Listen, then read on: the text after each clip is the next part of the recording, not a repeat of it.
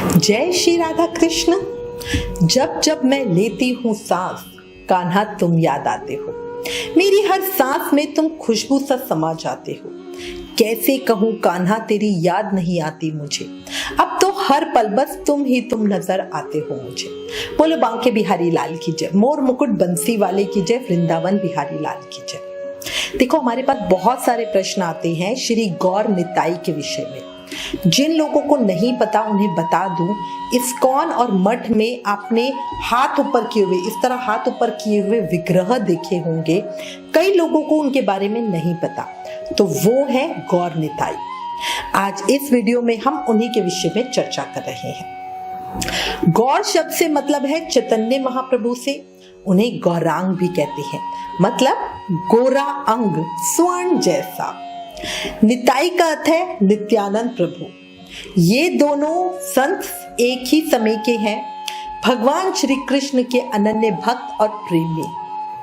चैतन्य महाप्रभु को भगवान श्री कृष्ण का ही एक अवतार माना गया है। नित्यानंद प्रभु चैतन्य महाप्रभु के शिष्य और सखा थे। भगवान श्री कृष्ण की भक्ति के प्रसार में इन दोनों का बहुत योगदान रहा है। श्री चैतन्य महाप्रभु के जीवन को इस छोटी सी वीडियो में समेटना पॉसिबल नहीं है, फिर भी आपको उनके जीवन की छोटी छोटी झांकियां दिखाना चाहती हूँ। देखो, भगवान सृष्टिकर्ता और हमारे पालनहार है। अपने दिव्य धाम से इस जगत में समय समय पर अवतरित होते रहते हैं। आज से करीब 5000 साल पहले राधा कृष्ण अवतरित हुए थे। उस समय श्री राधा रानी के प्रेम के विरह भाव को जब श्री कृष्ण देखते थे, तब वो राधा रानी से पूछते थे। और उस समय राधा जी कहती थी कि आप एक जन्म इस विरह भावना को देखने के लिए, महसूस करने के लिए लो। प्रेम को महसूस करने के लिए आप जब अवतरित होगे, तब आपको ये भावना पता चलेगी। अब श्री राधा रानी के प्रेम भाव को जानने के लिए श्री कृष्ण ने आज से 600 साल पहले चैतन्य महाप्रभु या निमाई के नाम से अवतार लिया था। रामचरितमानस में तुलसीदास जी ने बोला था, कलयुग केवल नाम आधारा। कलयुग में मुक्ति सिर्फ नाम जाप करने से ही मिल जाती है। और हरि नाम जाप प्रचार के लिए कलयुग में श्री चैतन्य महाप्रभु ने इस धरा पर अवतार लिया था। अपने पूरे जीवन काल में उन्होंने श्री राधा रानी के विरह के दर्द को जाना और सभी को नाम जाप करने का उपदेश दिया। आपकी जानकारी के लिए बता दूं, निताई और गौर कृपा और प्रेम के विग्रह हैं और राधा कृष्ण आनंद और माधुर्य के साक्षात स्वरूप है। बलराम जी ही निताई के रूप में इस कलयुग में प्रकट हुए और कृष्ण ही गौर के रूप में आए। चैतन्य महाप्रभु का जन्म श्री कृष्ण के समान दिव्य विशेषताओं के साथ हुआ था। ये सत्य है कि चैतन्य महाप्रभु ने कभी खुद को कृष्ण अवतार नहीं कहा, वो स्वयं को हमेशा कृष्ण भक्त ही कहते थे। लेकिन पुराणों, उपनिषदों, शास्त्रों और महान आध्यात्मिक गुरुओं ने चैतन्य महाप्रभु को कृष्ण अवतार होने की पुष्टि हमेशा से की है। माना जाता है कि चैतन्य महाप्रभु का रूप, उनके गुण, उनकी विशेषताएं, उनकी लीलाएं पूरी तरह से कृष्ण से मेल खाती हैं। श्री महाप्रभु के कारण ही लुप्त हुए वृंदावन में कृष्ण भक्ति का पुनः संचार भी हुआ। चैतन्य महाप्रभु ने विधवाओं को वृंदावन आकर प्रभु भक्ति के रास्ते पर आने के लिए प्रेरित किया। वृंदावन करीब 500 साल पहले से विधवाओं के आश्रय स्थल के तौर पर जाना जाता है। कान्हा के चरणों में जीवन की अंतिम सांसें गुजारने की इच्छाएं लेकर देश भर से यहाँ पर जो भी विधवाएं आती हैं, उनमें ज्यादातर 90% बंगाल से होती है। हरे कृष्ण कृष्ण कृष्ण हरे हरे, हरे राम राम राम हरे हरे। ये 18 शब्दीय 32 अक्षरों का कीर्तन महामंत्र निमाई की ही देन है। इसे तारक ब्रह्म महामंत्र कहा गया है। कलयुग में जीवात्माओं के उद्धार के लिए इसका प्रचार किया गया है। अब आपको चैतन्य महाप्रभु के जन्म के विषय में बताती हूँ। पुण्यवती नवदीप नगरी में श्री जगन्नाथ मिश्रा के यहाँ शची देवी के गर्भ से 13 माह रहकर महाप्रभु गौरांग देव सन 1407 फागुन की पूर्णिमा के दिन इस धरा धाम पर प्रकट हुए थे। फागुन पूर्णिमा पर ही चैतन्य महाप्रभु जयंती उत्सव मनाया जाता है। इनका जन्म संध्या के समय सिंह लग्न में चंद्र ग्रहण के समय में हुआ था। इनके पिता का नाम जगन्नाथ मिश्रा था। नीम के पेड़ के नीचे इनका जन्म हुआ था, इसीलिए इनका नाम निमाई रखा गया।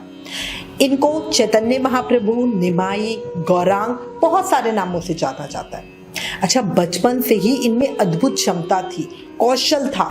बचपन में वो समय जब बच्चा कुछ नहीं समझता, यानी कोई 3-4 महीने के जब वो होंगे, उस समय क्या हुआ, एक दिन एक छोटे से खटोले पे पड़े पड़े ये बहुत जोर से रो रहे थे।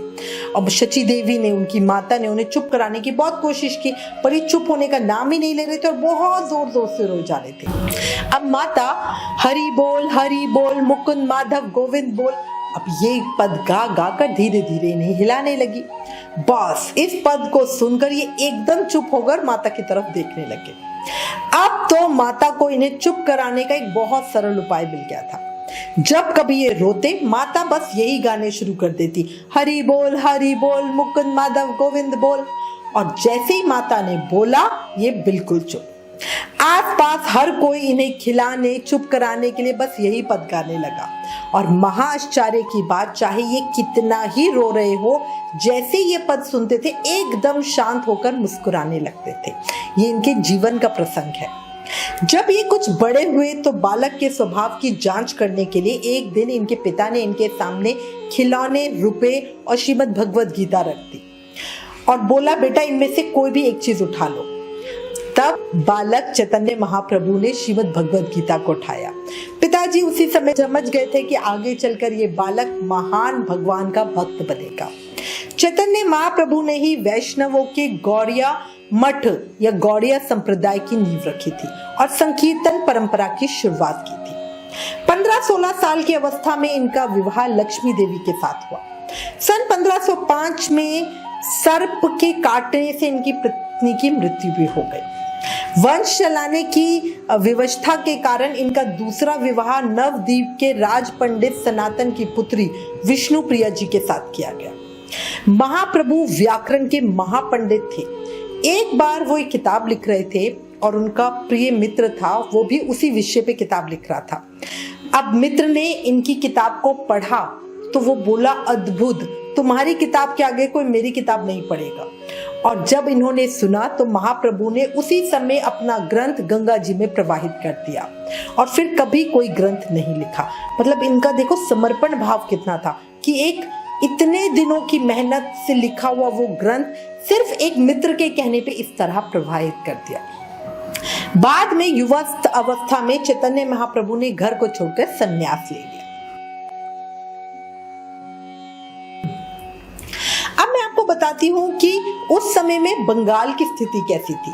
तो देखो, बंगाल प्रांत में महाप्रभु श्री चैतन्य देव का प्राकट्य जिस काल में हुआ था, उस समय संपूर्ण भारत में चारों ओर राजनीतिक, सामाजिक और धार्मिक सभी तरह की घोर क्रांति मची हुई थी। धार्मिक स्थिति तो उस समय की बड़ी ही जटिल थी। निम्न श्रेणी के पुरुष भागवत प्राप्ति के अनधिकारी समझे जाते थे।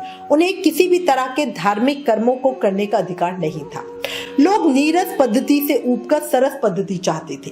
ऐसे समय में भारत के भिन्न भिन्न प्रांतों में बहुत से महापुरुषों ने एक साथ अवतार लिया था।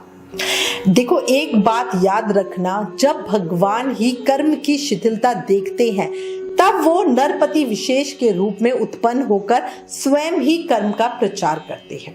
जब ज्ञान का लोभ देखते हैं तब मुनि के रूप में प्रकट होकर ज्ञान का प्रचार करते हैं, और जब भक्ति को नष्ट होते देखते हैं तब भक्त का रूप धारण करके भक्त की महिमा बढ़ाते हैं, है ना। इसी क्रम में बंगाल में लोक कल्याण के निमित्त चैतन्य महाप्रभु ने लोगों को नाम संकीर्तन का अमूल्य उपहार दिया। अब आपको बताती हूँ कि श्री केशव भारती द्वारा संन्यास दीक्षा लेने के बाद श्री महाप्रभु का जीवन कैसे बदला। देखो, प्रेमावेश में महाप्रभु हर समय निर्जन स्थानों पर ही रहते थे। किसी भी व्यक्ति को देखकर सर नीचा कर लेते और भक्तों को साष्टांग प्रणाम करते। सेवा में हमेशा तत्पर रहते और किसी का भी कोई भी काम करते थे। मना करने पर भी कहते, मैं भक्तिहीन हूँ, अधम व्यक्ति हूँ।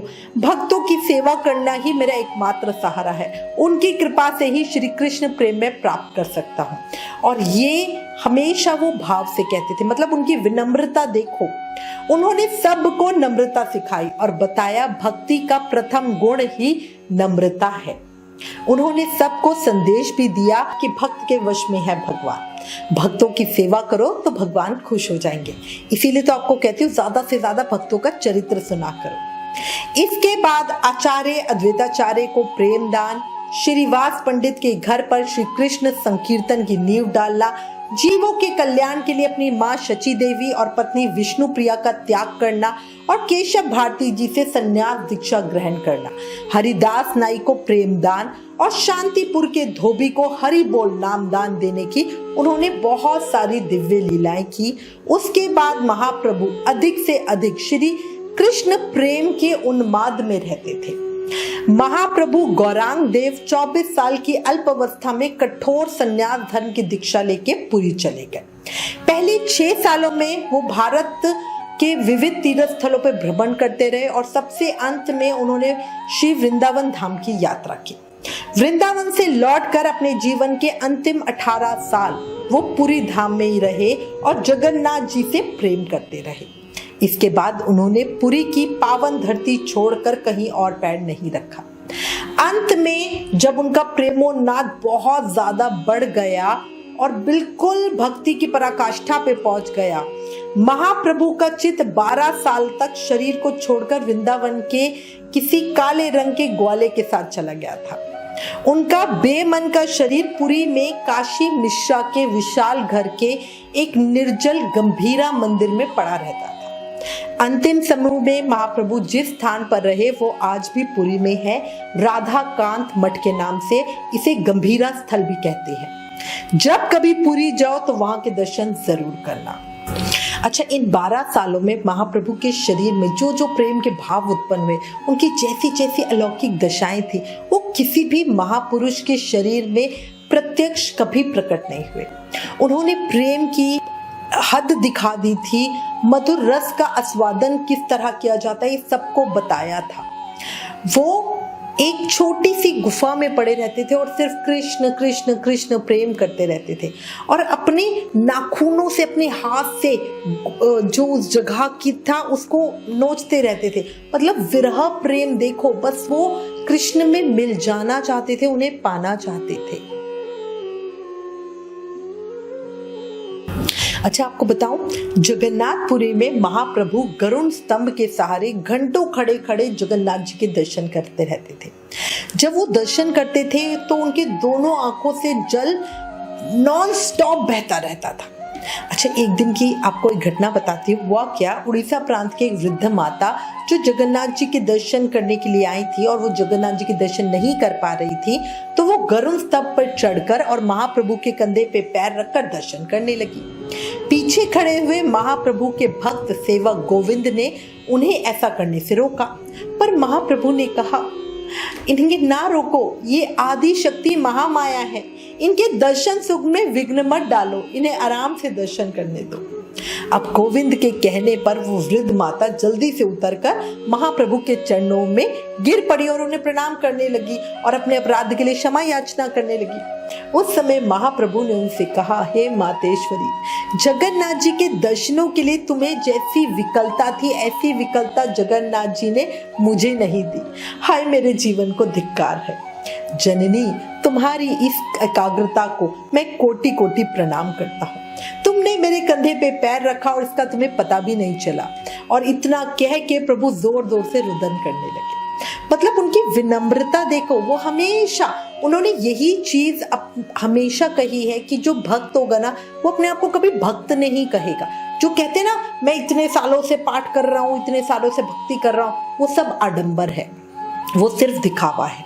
जो सही मायनों में भक्त होगा ना, वो हमेशा अपने आप को पापी कहेगा, क्योंकि उसको ये लगता है कि अगर मैं भक्त होता तो अभी तक तो कान्हा मुझे मिल गए होते, मैं कान्हा के दर्शन कर चुका होता, कान्हा मुझे दिख रहे होते, है ना। इसीलिए वो हमेशा अपने आप को पापी ही मानता है।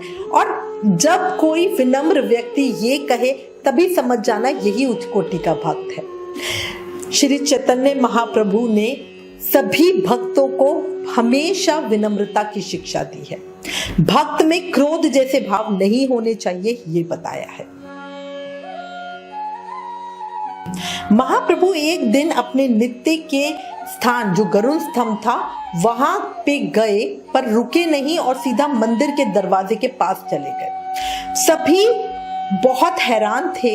महाप्रभु ने द्वार पर से उछलकर श्री जगन्नाथ जी की ओर देखा और जल्दी से अंदर मंदिर में घुस गए।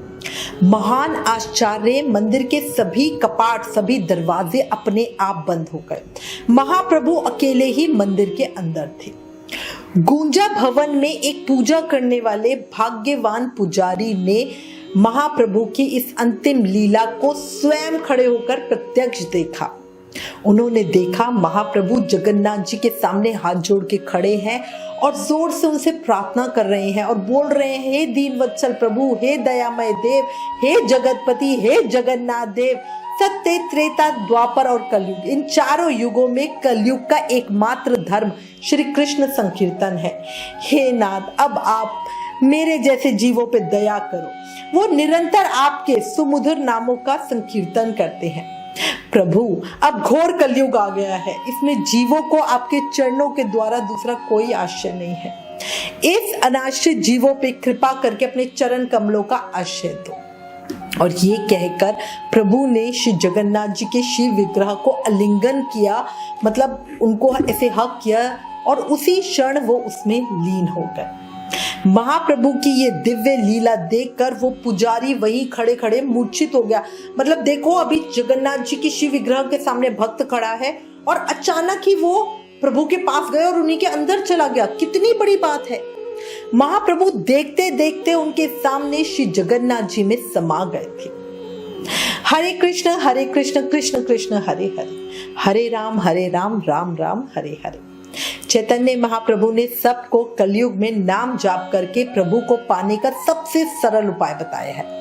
सच ही है, जब हम इंसान अपने प्रभु की बातों को भूलकर माया के जाल में फंसते हैं, तब हमारे वो प्यारे दीन दयाल अपनी कृपा से हमें बार बार याद करवाते ही हैं। महाप्रभु के जीवन की संपूर्ण घटनाओं को इस एक वीडियो में समेटना पॉसिबल नहीं है, इसलिए महाप्रभु के जीवन की अनेक ज्ञान देने वाली घटनाओं को जानने के लिए आप चैतन्य चरित्रावली पढ़ें।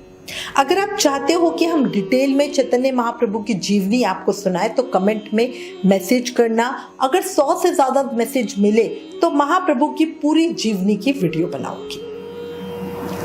अंत में 2 लाइनें।